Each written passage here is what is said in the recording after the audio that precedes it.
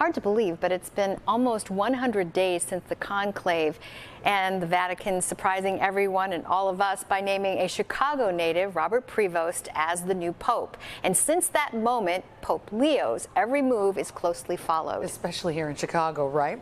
Well, today, Cardinal Blase Cupich sat down exclusively with both NBC5 and Telemundo Chicago to offer insight into the transition from Pope Francis to Pope Leo. And Mary Ann joins us now with more on their conversation. Good afternoon to both of you. Yes, Cardinal Cupich has met with Pope Leo since those initial days. He knows him well since they both served on a committee at the Vatican that selects new bishops across the world.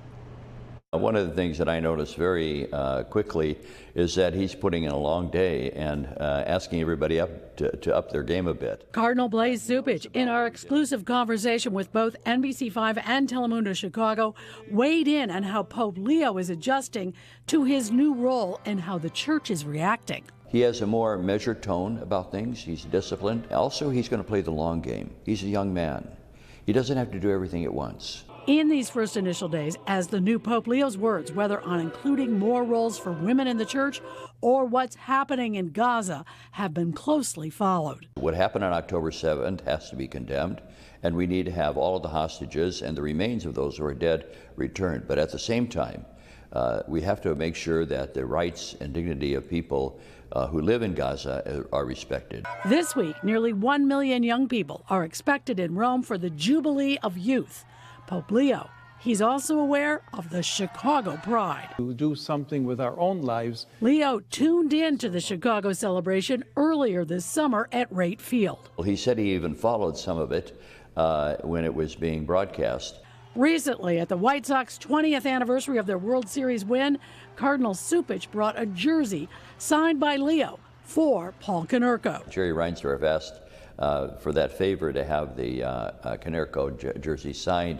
And immediately he said, oh, yes, and he went on to tell me about, in the second game of the series, he hit the grand slam, and so then he signed it as well, and I got it. So now I have one from Konerko to give to the Pope, Konerko signed to give to him, so that's going to happen next time we get together.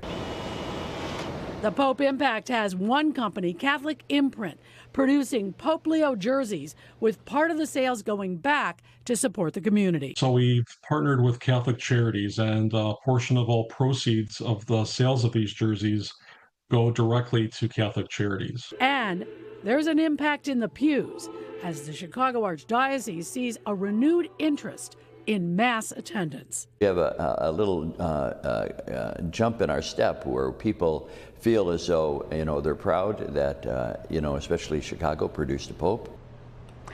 Well, that jump in the step, Bunny, want to know, when might we see the Pope back in Chicago? We've mentioned this before. It is not likely to happen very soon. The Cardinal believes the Pope will visit Peru first, where he spent also 1/3 of his life. Mary Ann and Allison. Great sit down there. Thanks so much.